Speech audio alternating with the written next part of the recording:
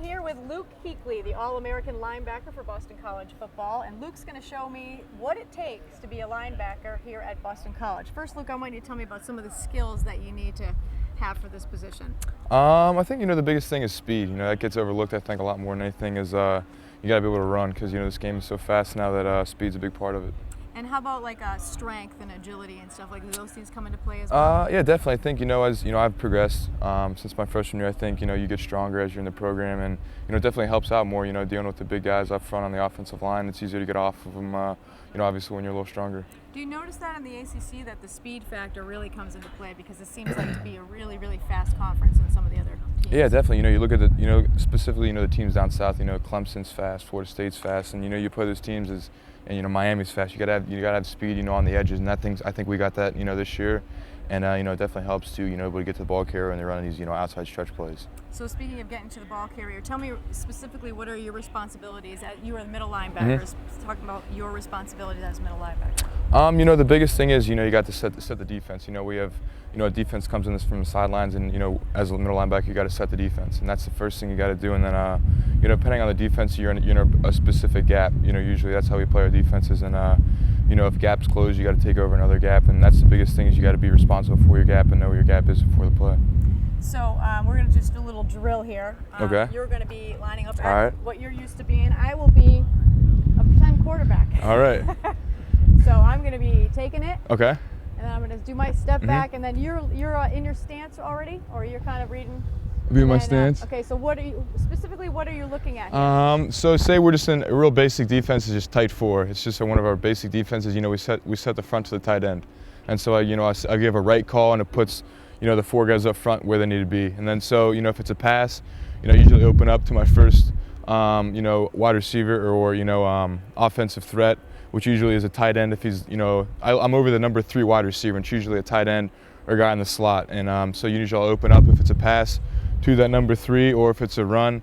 Usually I'm in the A gap or the B gap, depending on where the set is. So once the ball is snapped, you got to see if it's a run or a pass, and then if it's a pass, you got to get to your cover down receiver, or you got to fit your gap in a run. Does it matter when you get the call from McGovern and you go out there and you kind of know what you're going to set? What if you get at the line and you see something different? You kind of make your changes right there on the spot? It depends, on the defense. If they give us a set that requires a check, you got to make the check. But usually, for the most part, most of the defenses play unless, like I said, we get an unusual set. And then, in that case, there's a lot of they come out in this set, we're in this defense, it checks this. So there's quite a few checks you have to make, but for the most part, it's pretty. It's pretty easy to get the defense set as long as you kind of have a good idea of what's going on. Now, everyone here at BC knows that Luke Kuechly is a tackling master, a machine, if you will. You seem to have radar on these guys. I don't know how you always know where the ball is going to be, but your name is called on pretty much every play. So tell me, what kind of techniques? I mean, I've seen guys miss tackles. I've seen guys try to do the one-arm tackle. It doesn't work, and guys, shed the tackle and they go right by them. What's your technique that you like to use to get? And I'm afraid of you, so yeah. On the field I'm afraid of you. Off the field I'm not afraid of you. But when you're tackling somebody, is it always like a 2 go around the waist, and it's always a 2 hands? What's your technique that you would like to? The perfect form tackle is you got to wrap up and drive. But with in this league, like you said and we talked about earlier, speed is a big thing. So for me, I just try to get there and get around them and tackle them any way possible, because a lot of these guys are so fast, they're big and they're strong that you got to do whatever you can to get them down, whether it's, you grab them by the shoulder pad or around the waist or by, a single leg. Sometimes you just got to grab them by a leg and hold on tight, and hopefully somebody else comes up and helps you out. But I don't really, you got to get in there. You got to keep your head up, obviously, protect yourself from getting hurt. But you just got to get them down any way you can, and that's what I try to do. You got to grab them, twist them. Just do whatever you can to get them down. That's my mindset going into a tackle. It's something that you can't teach as far as the technique goes, but your instinct for some reason is something that you cannot teach. You, for some reason, and I don't know where you get this from, but you seem to always know where the ball is. You always know where the play is going to be done. Is it just a matter of reading the quarterback or reading the whole line and figure out where it's going to go? Or we watch a lot of film during the week, and I watch some in the off season too. And the more you play, I think the better idea of what you get where the ball is going to be. So you see a set come out, and they got this run, and this run, and then these couple passes. So once you see a run, you're going to where you anticipate the ball being. More times than not, our defense in front of us does a great job of plugging their gaps, and as their gaps plug, you can kind of scrape to where the ball is going to be. So I think the more familiar you are, the more the easier it becomes to get to the bowl. Do you like being the kind of the quarterback of the defense, if you will, to make that call and make the changes at the line if need be? Yeah, I definitely like doing that. It just I'm proud to do that, make sure everyone's lined up the right way,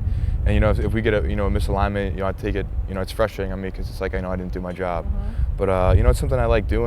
Making the move from Will to Mike was something that I really enjoyed. I didn't really know how I thought I was going to handle it because it's one position to a totally different position. Right. But it's something I like doing. I'm glad I'm still here. Yeah, you did start on your freshman. As a true freshman, you were outside and then you went inside. What was the transition like for you to move? Mentally is the biggest thing. Is because you got to like I said, set the defense and all the checks and the different things that they come out, and you got to be able to set the defense and make sure everyone's aligned correctly. But they're very similar in Mike and Will, very similar in the how they're played. It's just you're kind of moved over and you got a little bit more field to work with, but at Mike. But it's something that I moved after the season, and then I had a spring ball and I had a camp to kind of get a idea of how to do it. And like I said, I always talk about the guys behind me. Wes Davis always helped me out, Mike Morrissey, and there's the older guys, and Mark even helped me out, because he had played Mike too. So just having the guys around me helped me transition to the new position made it a lot easier. You look at the NFL now and what they're playing now, and it seems like it's gone to a really more of a passing game than it is a running game. What does that mean for the Mike position in the NFL, and how different is it from the college ranks? I think the biggest thing, I don't really know, but what I've heard is that it's a lot more mental. There's a lot more meetings, there's stuff like that, and just everything is more precise. Everything happens faster. I think the speed of the game is probably one of the biggest things that I've noticed from just watching football. You obviously have racked up a lot of tackles here. Your first year, you were second in the country with 158. Next year, you led the country with 183. Right now, you're on pace to probably get 200 tackles. What is something that you got to be proud of that? I mean, every year you improve and improve. I mean, that's the simple fact of being proud of that. But your tackles seem to keep going up. Oh yeah, it's something proud of. Coming in my freshman year, I was kind of all just caught aback by kind of what everything was going on. But like I said, I always talk about the older guys, and then going into my my sophomore year, I got moved to Mike, so I think that provided a little bit more field to work with and ability to get the stuff. But I always talk about just everyone on my team. You can't do that without the guys on your team, and the coaches put us in great position each week, to be successful. So it's really, credit to those guys and the coaches that really kind of helped me get to where I am. What are your thoughts about all the awards that you're up for? I mean, nobody likes to, look at themselves, and it's a team sport for sure. But you're up for 10 awards this year.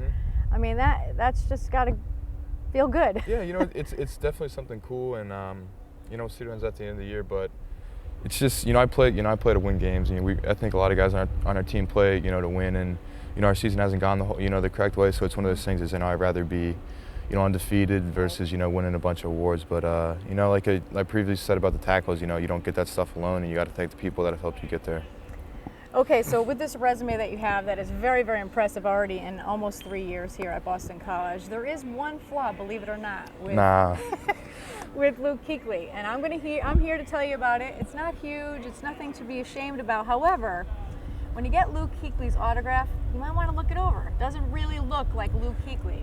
He has been called out on this by his parents, by friends, by family members, by children who get his autograph. Little kids even. even little kids have called him out. And there's a reason behind it, Luke. Actually, in 3rd grade, something happened to you in your penmanship course. My penmanship was not the greatest in grade school, but like you said, my autograph is kind of a couple scribbles and then my number. So I guess I should work on it. I don't know what to do, but yes, I have been called on it a couple of times, and it's something I just laugh at now. Now, what happened in 3rd grade? You ended up getting a unacceptable, or what'd you say it was? A U? A U or something in my penmanship, and I wasn't too proud of that, but I think it's gotten better and it's a little more legible now. See, he's gonna concentrate on that. So don't worry. In the future, when he's playing on Sundays, you'll have a nice legible. Luke That's right. Kuechly, hopefully number 40. I hope so. So, Luke and I just want to talk about what you guys have coming up next. We got NC State coming in, and I think anyone that knows BC and knows NC State know that there's a lot of similarities. Coach O'Brien was here for a while, with Spaz and with Gov, so each team knows each other extremely well. We play them every year, obviously, and so we know what they're going to do. They know what we're going to do. It's one of those things is who can execute better, and it's kind of one of those things is, we want to beat them just as they bad as want to beat us, and it's been one of those things is we beat them my freshman year, they beat us last year, so it's kind of it's an even match since I've been here, and it's one of those things is senior day for the seniors, and we just want to get a win for those guys. Offensively, what are you looking at for them?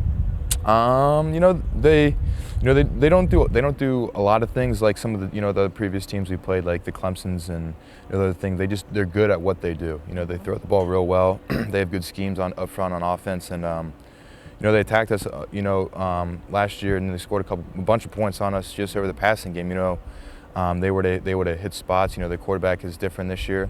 He's not much of a runner as Russell Wilson was, but he can still sling the ball real well, and it's something we got to make sure we're on top of things, in the pass game, and then we got to be able to stop the run game. So my final question for you, and I'll put you on the spot just a little bit, but future-wise for you, when will you come up with a time frame in order to make a decision about finishing up here your senior season or going off into the NFL? Because you're obviously pro scouts are all over the place. They've noticed you. They know where projected where you might go, top 10. What goes into your mind? What kind of factors? It's one of those things is we got a couple games left in the season. That's the most important thing right now. And then after the season, it's one of those things I'll sit down and kind of talk about. I don't really know a whole bunch about it right now, and I can't make a decision until I figure out more stuff about it. So I think I'll play these final 3 games and try to get 3 wins, and then we'll go from there. Okay, well, so he's not giving us any answers today, but when we do hear, I hope we'll be one of the first ones to hear what's going on with you. That's right. Thank you very much. Thank you very much, Jayme. Appreciate it. I'm glad he didn't tackle me. That's right.